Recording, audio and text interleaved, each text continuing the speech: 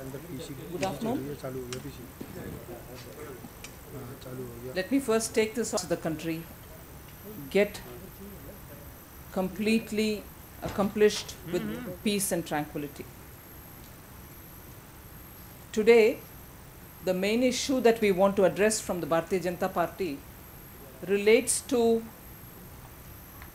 a media report regarding black money holders, account holders in the HSBC Bank in Geneva. You would have seen reports in the print media today relating to names of about 700 account holders, which the government had by chance, by fluke, obtained effortlessly.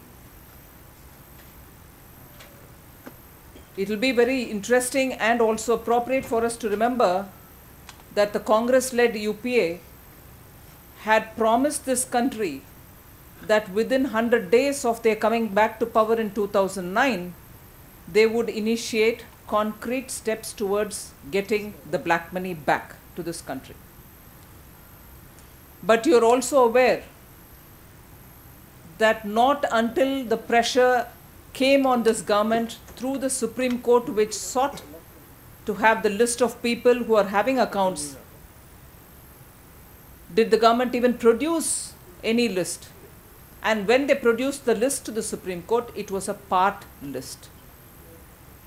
Repeatedly we are seeing the Congress party's attempts, a half-hearted attempt in addressing the issue of black money. Even under pressure from the Supreme Court, they only came up with a part list which they submitted to the court almost under duress. Now, as regards the 700 account holders' names which has reached, as reported by the media from the government of France, we understand that various wings of the government's finance ministry, whether they are enforcement directorate or income tax, raids are happening in about 50 people's houses or offices. We do not know who the 50 are, but from the reports again we understand they are businessmen, industrialists, and maybe a few members of parliament too. The Bharatiya Janata Party has been raising this issue of black money, especially in the post-2005-2006 context. I refer to the 2005-2006 context because internationally it is only from then enabling provisions have come up for any country to deal with black money related matters with certain strength in their hand. We saw small or big countries making sure that they demanded information from these tax havens to provide names of people belonging to their country having black money outside. But even in that environment, when this country went to the elections in 2009, when Shri Lal Krishna Advani ji took up this matter, we saw that the scorn, the contempt that the Congress party had for this matter. They heckled Shri Advani ji when he was in the campaign talking about black money, talking about how the problem is very complex and how it required a concerted attempt by the government to get this money back. In fact, he went to the extent of even having a task force doing a detailed study on it. And after which, when they came to power, the UPA promised that within 100 days, they would take sufficient steps to get the money back. But till today, you find only scattered information coming from the government, and not until 2011 did the finance minister even think it appropriate to come in front of the media to say what efforts they were taking. And even then, we all noticed, and in fact, Bharatiya Janata Party repeatedly said that time is not there for setting up study groups, but to initiate action.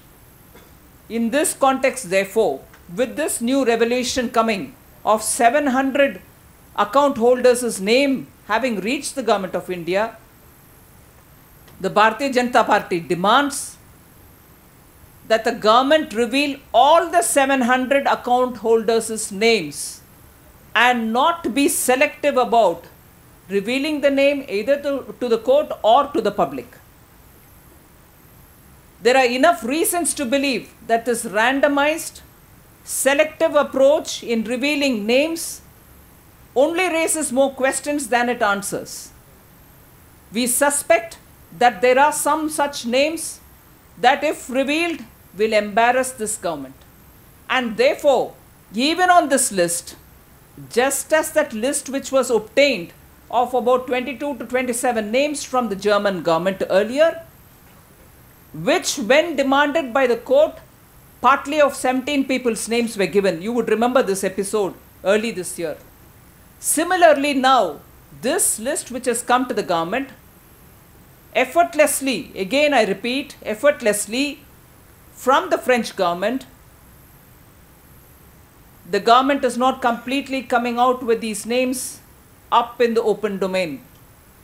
We demand that they release all the 700 names and stop being selective about revealing these names.